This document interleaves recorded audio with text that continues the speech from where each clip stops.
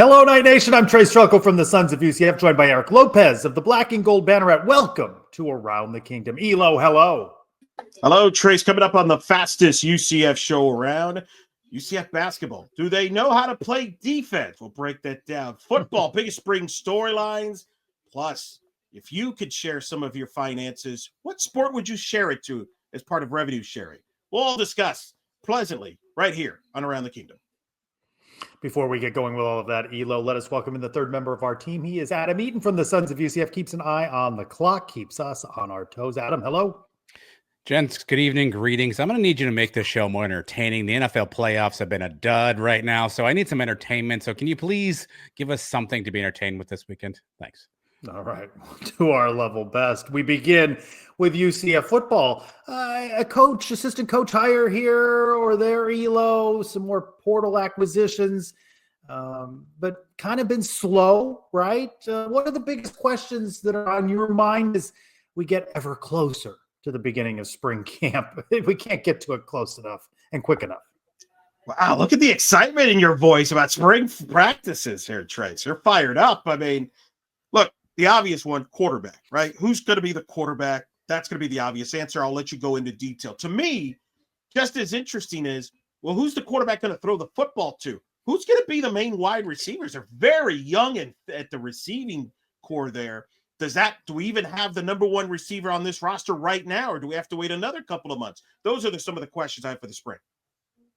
Yeah, I think you hit on the main ones from a position group standpoint, Elo, but how does it all come together, right? I mean, we are further and further away from that Scott Frost press conference. We have not heard from him. They have filled out pretty much their coaching staff, right? I'd like to get some meat on the bone here and hear some of Coach Frost's philosophy, hear about the offensive coordinator, the defensive coordinator. I don't know when we're going to get those interviews, if only when spring camp begins, but that's what I'm looking forward to, is getting to know these new players, getting to know these new coaches, and seeing how it may all come together during spring a little bit better. Where do you feel the biggest question on the defensive side that you're intrigued by? Is it the linebackers? Is it up front defensive line? Of course, you lose a Lee Hunter, who's at Texas Tech for other reasons, we'll just say financially. Is defensive line a bit of a question that you're looking into spring game? I think as we've watched big boy football at the Power 4 level, it is always play along the lines, right? That is of concern. And I'd like to see what we're going to get from John Walker returning, a healthy John Walker. So I'm interested to see what he does during spring. I have questions, Elo, about everything. And it's going to be an intriguing spring when we finally get to it. What kind of media is going to show up to cover this? You're going to be the main media guys. That's good. Is the sounder, Elo. That's good. All right. Of course, certainly a topic that's going to be discussed across college athletics over the next few months is revenue sharing. Trace, if you were in charge of distributing the revenue share for UCF and the respective sports, how would you distribute it? Put it all on football, Elo. It is the gravy train. It is the the engine that drives everything in athletics. I'd look at what the revenue distribution is now. It would primarily, overwhelmingly be football. Men's basketball will get its healthy share, probably baseball third in that. But I'd look at what the actual dollars and cents are of the athletics sports and allocate accordingly. But pretty much all of it going to football. And I'd invest in basketball a little bit more. That's, to me, the interesting question is how much do we go with men's basketball? I agree with you. You got to, if you want to compete in the Big 12 in men's basketball, you might have to give them a little bit extra piece there. Football, you're going to get your big slice. Everybody understands that. But I do think men's basketball, and I think baseball, think about this, Trace. You can get to Omaha there with the right team and the right build. So why not distribute a little bit and be more of a baseball school, kind of like LSU has become, and even to some extent, Florida State? Yeah, and no disrespect to the other sports. I want to see what the revenue looks like for these other sports. Certainly, and I know this is important to you, I'd see that they fund softball, because I think that is a rising sport, not only at UCF, but nationally. I think that is worthy of that as well. But it's all got to be in line with what these sports are generating from a revenue standpoint now. Give me your pecking order. Women's sports only. I think we've addressed the men's. I think we all are on the same page there. where do you women's sports would you, if you had a pecking order, what would be the pecking order for you?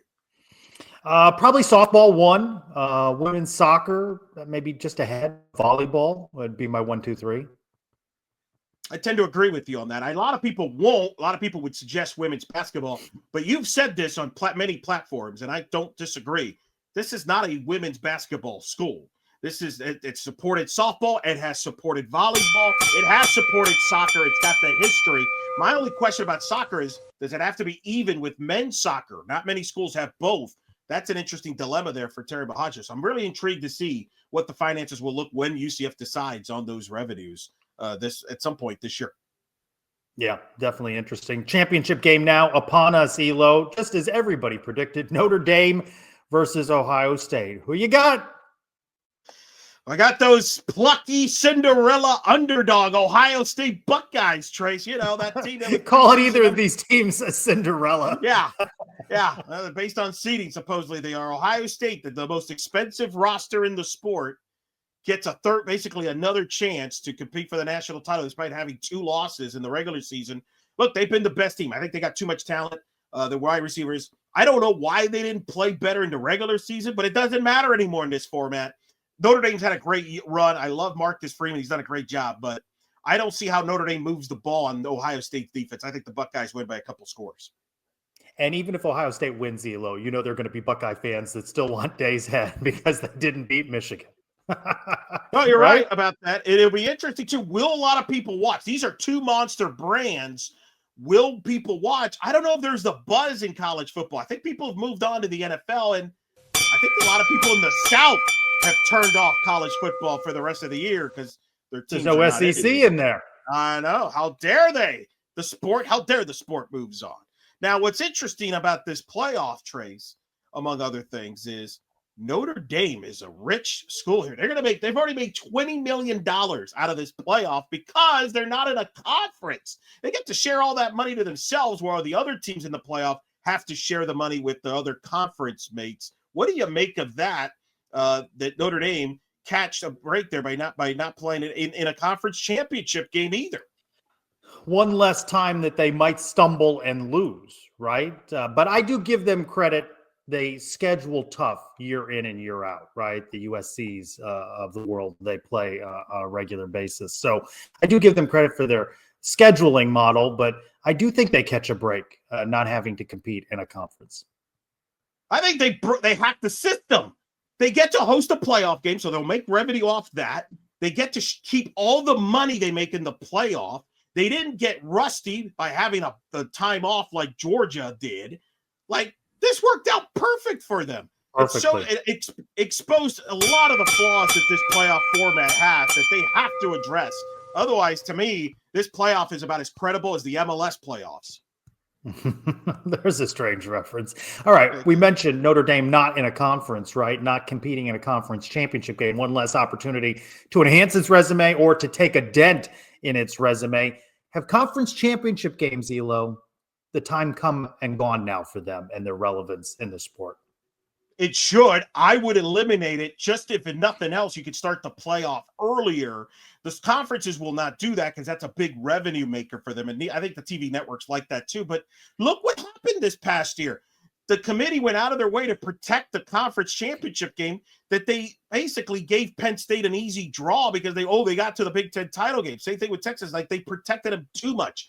SMU got in basically because they got to the ACC title game. Nobody in their right mind thought SMU was one of the 10, 12 best teams in the country. So I think it was too much weighted in the committee's mind. So I would prefer to get rid of it, but I'm very, very pessimistic they're going to do that anytime soon.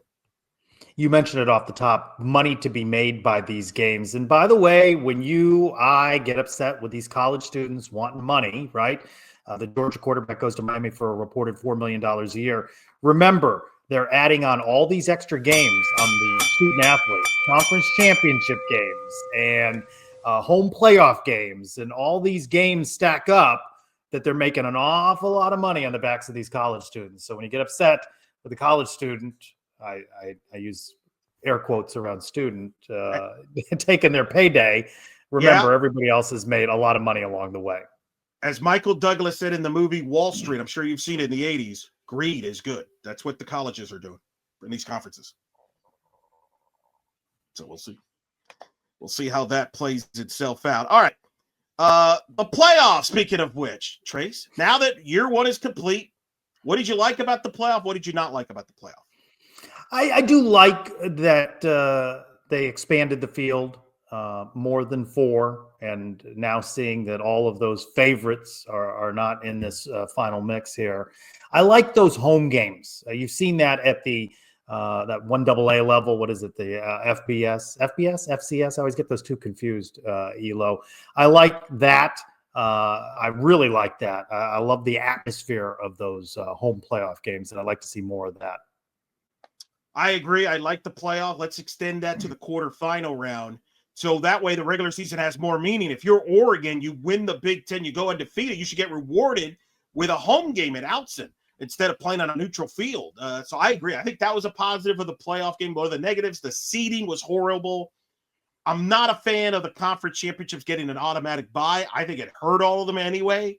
I think it did hurt all of them.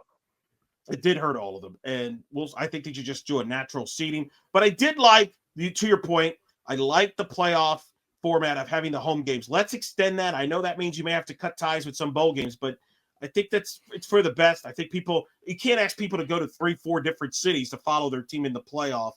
And I might be selfish on this. I kind of enjoyed the fact that we had a stretch here where we had 2 semifinal games followed by NFL wildcard weekend. If you're a diehard football fan, that's a nice 5-day stretch, maybe one of the best ever in the year, even though the games itself didn't live up to it, especially on the NFL side.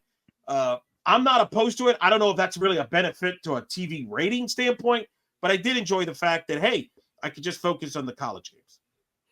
You know, when a week 0, which is a silly thing to call it, right? Anyway, starting in August, we're now into mid and now late January for this championship game.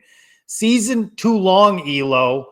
This all should wrap up. This title game should be in the Rose Bowl on New Year's Day and then seed ground to the NFL. Ratings a little bit down for that Thursday game compared to the Friday game. I know a lot of the bowl games were up, but what's the cachet of an Orange Bowl, a Cotton Bowl? Now you're just calling that, and the teams aren't even participating fully in all of the bowl activities that used to be synonymous with these games. So I still think they're trying to shoehorn all of this in the existing bowl model, and I don't think it works. I think once you get to January, it's NFL playoff time. And I know there may be different audiences between college sports fans and NFL fans, but I'm kind of over college football now. I know UCF's got no interest in it at this point, but you're talking about January 20th for the conference, for the championship game. This is NFL playoff time, Elo. The NFL rules the world, the United States and the world. So you're right. Too long. January, it's out of sight, out of mind. I agree. I think you're in the majority of all that. As I said it in previous episodes, play the playoff in December, and then in January 1, it'll be a December to remember. It's a cliche that has worked for other companies and it'll work for the football. Where did I hear that before? Time to bring back in Adam and our silly game. Adam had a little fun at your expense on social media by bringing in rightfully that so. ad. Hello. A rare silly game correction, just so you guys know. That bell means stop talking, just FYI, in case you guys are new around here. We've done a good job of ignoring and ignoring the bell here. All right, I'll start this one off with you. Trace mentioned it off the top. We have not yet had a chance to talk to Scott Frost or any of the new coaches that have been named on this coaching staff. So, Elo, if you could talk to one coach on this new coaching staff and ask one question, who would you talk to and what would you ask? Now, the timing of this would be a few months in, right? I'm assuming. So by the time we talk to somebody, it's going to be a few months. Fair. That's straight Trylko, ladies and gentlemen. I would love to talk to Sean Beckton and say, Sean, how do you see Scott now compared to what he was in Nebraska last time you saw him? You were on his staff. I think we got a preview of Elo's media day question in the fall to Sean Beckton.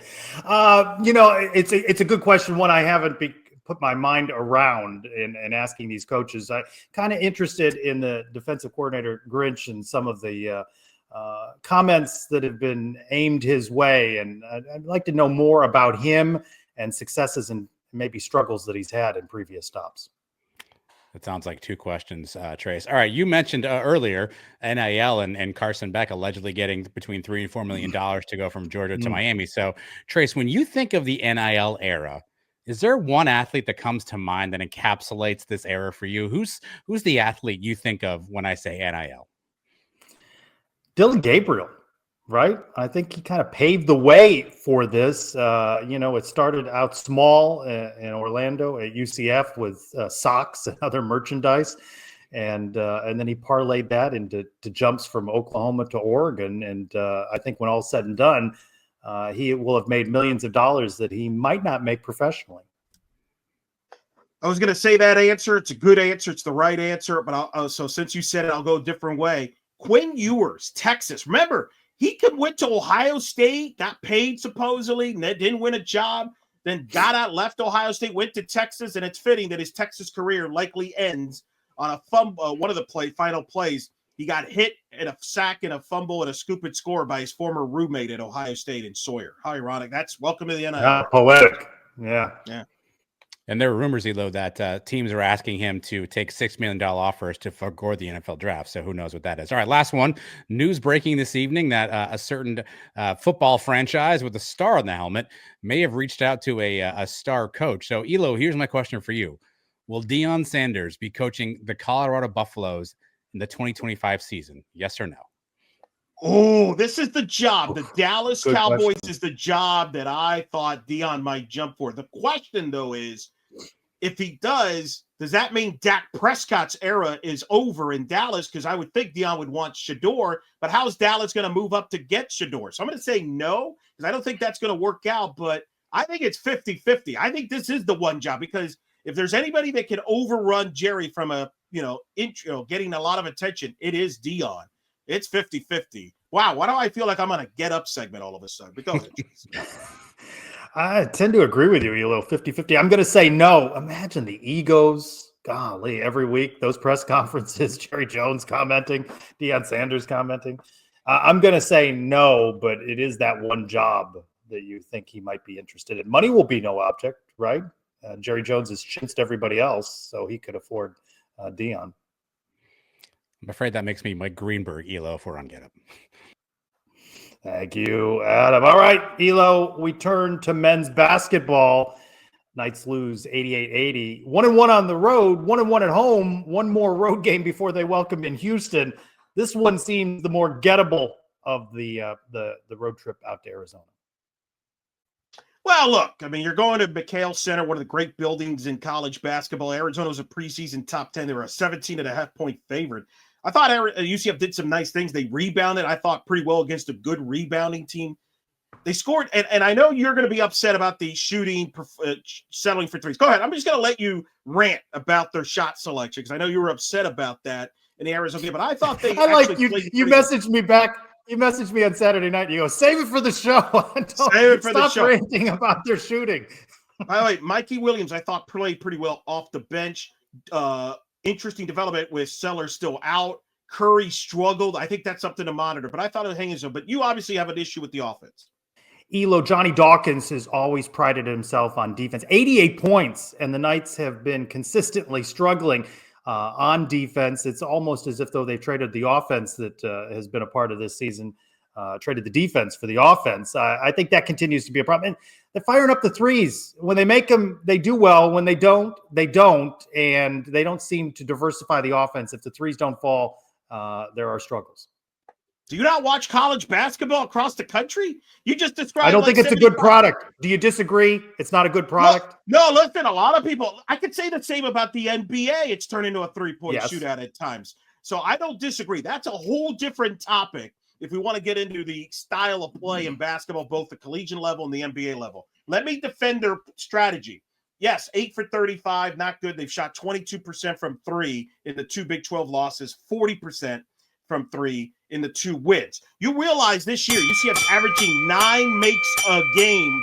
That's 99th best in the country. Last year, 241 in the country, making 6 a game. They're averaging 78 points a game this year. It is by far on pace to shatter the most points in the Johnny Dawkins era. Their previous best was 71. How many they giving up? Well, that's the issue we're going to get to, Mr. Trylko, right now in this subject. Is a good segue. What has been the biggest surprises, Trace, and the biggest disappointment so far for this UCF season?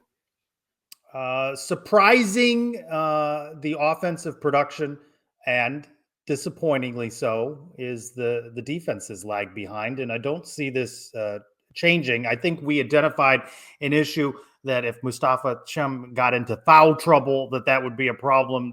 And the Knights have shown that to be a problem. I'm disappointed that we've not seen more of Jalen Sellers. Limited action coming back after a lower back injury. And pleasantly surprised by what we saw on Saturday at Arizona from Mikey Williams. That could be a little bit of a spark plug for the Knights. The Sellers injury has been big time disappointment and bummer. You wonder, could that be the relaying the season? Like, what would they look like with him? The surprising thing is how defense have struggled. To your point that you just brought up in the previous segment, you realize defensively they're averaging giving up 77 points a game this season. To put that in perspective, since Johnny Dawkins has been here, UCF has not given up more than 69 points per game in a season. Think about that, Trace. 8 points. They're on pace to be the worst. They're on pace to give up the worst field goal percentage. And how does it change, Elo? What's going to change? Can we get taller? Can we get bigger? No lengthier? Well, then that's the problem. I don't think this team is big enough inside. Arizona attacks them inside just like Kansas did. I think that's an issue. And I also think, you guys did with Ben Hazel there. Some of the guards have to do a better job against the ball and, pick and rolls and stuff, because that's one of the things the opponents are doing. This is so bizarre, Trace. It's so weird for me to watch a UCF basketball game and not have confidence in getting a defensive stop. I'm not used to that.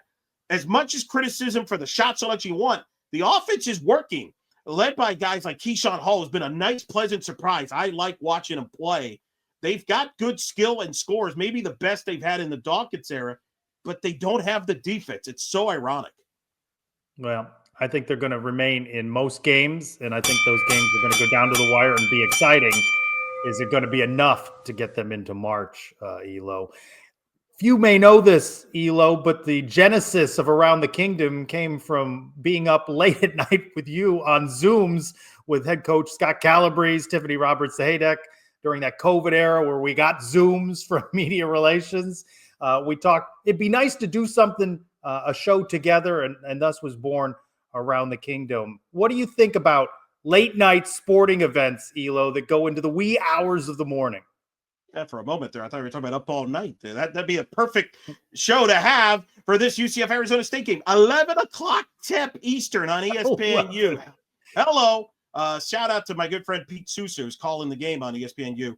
I like it. I'm a late night owl, as you know. I will stay up and watch a lot of sporting events, so I'm all fired up for it. Now I understand there's others that are not, but I'm okay with it. How are you with it? I'm fine with it. I'm looking forward to the 11 o'clock tip, Elo. We'll be past 1 a.m., and I'll be ranting to you about defense. At least I know I'll be able to talk to somebody at that late hour. I know our producer's not a fan of that time tip, though. No. That's for sure. That is for sure. Of course, late night UCF sporting events. Oh, baby. There's been a few in various sports, including football, softball, this past year, 3 a.m., now basketball. Trace, what are some of the more memorable UCF late night sporting events? Elo Hawaii Bowl 2005. I set the DVR for that. There was Christmas going on, midnight mass, presents to be wrapped, things to do in the wee hours of the morning. Started watching that game well after 1 a.m., 1:30, 2 o'clock. I don't remember now, till the wee hours of the morning, only to be completely shattered by a Matt Prater missed extra point. Oh my! Can you imagine staying up that all night long watching that game to see it end that way? UCF loses. Yeah, I did. Yeah, UCF's first bowl. That's my first late night memory of watching UCF break my heart. That's a good one. I will bring up one that you were in attendance for. It didn't start as a late night. It just turned into a late night, and that was the Boise State home game, where it had weather delays. They didn't kick off till 11:30 midnight, and then finish till 2:33 in the morning. And UCF held on to beat Boise State. That's one that jumps out to me from a football standpoint. Men's basketball, I don't know if you remember this, 2005, UCF played in the Great Alaska Shootout. I listened on the radio as they won late night that tournament over Utah State. UCF would go on to win the ASUN championship that year. And, of course, I can't not bring up softball. Hello, regionals, Tallahassee. Stayed till 3 in the morning to watch UCF season end against Auburn in 12 innings, 2-1. But I did call a walk-off at 12:30 in the morning when UCF beat Boise in softball in 2023. That softball game, that was just, I mean, it was so exciting and just heartbreak to see either of those teams lose, and certainly for UCF. All right, UCF, the late game Tuesday against Arizona State. Hey, the Knights are 1-1 at home, 1-1 on the road. I think they're the only team in the Big 12 that is that split. It's an important game, Elo. They welcome in Houston. Houston just continues to roll along in the Big 12. Where are you at so far on Big 12 play, except, of course, UCF, every game going to be a hard one? Well, let's start with the UCF-Arizona State game. That's a big swing game for both teams. Arizona State's coming off a loss in overtime to Baylor at home. They're in the 50s in the net. UCF 2-2 here. If you could get a split of Arizona, the state of Arizona, that's huge. You take that. You take that. Yeah, especially with what's coming. UCF's got to host Houston on Saturday. Oh, boy. Then they go to Hilton. Noon start against the Houston team that you haven't beaten since 2019. And then you got to go to the number 2 ranked team in the country in Iowa State at Hilton, which is maybe the best atmosphere in college basketball. So if you can win this game, boy, that would help, because the next 2 games are going to be heavy, heavy underdogs. All right, Elo, let's talk a little props as we speed things up here in the final moments. Oh, the props. Trace barely won, ladies and gentlemen. The Arizona game ended at 12:20. He picked the under of 12:30 finish. It finished by 10 minutes, 2020. Arizona State. You're going back to time now? You're going to go back on the clock? Late night, baby. Will this game end before or after 1:05 a.m. Eastern? After, Elo. After. How far after? How much after? Oh, we're going to be closest to the pin on this one? Yes. 112. I'm going to go 110. I'm going to go 110. All right, 111, everybody, right there. 111, right in the middle there. Get the push. There. And then, there you go. Game within the game, Elo. Hey, Adam Eaton on the board with a 5 spot. He picked Keyshawn Hall to be the lead. Pretty bunched up, Elo. 9 points for you. Andrew Trylko at 9, Adam Eaton at 8. I'm at 7, so I'll have first pick in this Arizona State game. I am on the clock. I'm more focused on the season game within the game, personally. We're doing pretty well there, Trace. I wonder why Adams stopped playing, though. Why does he not know he's still playing? What's going on there? Explain. He's got Jalen Sellers. Jalen Sellers is not playing. Oh, that's a problem. You and I, though, bunched up. You 2 points ahead of me, 76-74. Adam trails at 39. All right, bring back in Adam. Blast Adam, and then bring him in. What did we get right? What did we get wrong? What'd you get wrong? That Jalen Sellers pick seemed like a steal at the time. I'm not going to lie to you guys. All right, you were talking Ohio State, Notre Dame. Current point spread is Ohio State -8.5. Notre Dame does have some key injuries, though, on both lines and a wide receiver. You were talking about revenue share. Notre Dame, according to SportsIllustrated.com, will take home $20 million from this run, not split with anybody else because they're in their own conference. Trace, FCS is formerly known as Division I AA, so you've got that figured out. Yeah. The Knights basketball, 86 points a game, last in the Big 12 in scoring defense. They're also last in the Big 12 in rebounding margin and second to last in total rebounds. And Matt Prater missed 9 extra points in his UCF career. For context, Matt Wright only missed 3. That's very good. One more thing before we go. The block party is back Saturday. Elo, between the men's and women's basketball games. Men at noon, women play at 4. Block party between 2 and 4 along East Plaza Drive next to the arena. Look for new episodes midweek every week on the Sons of UCF YouTube channel. And then later, wherever you get your downloadable audio content, easy for me to say, that's where you'll find also Around the Kingdom Overtime, which we'll be recording shortly. For Eric Lopez and Adam Eaton, I'm Trace Trylko. Thanks, everyone, for joining us for this week's Around the Kingdom.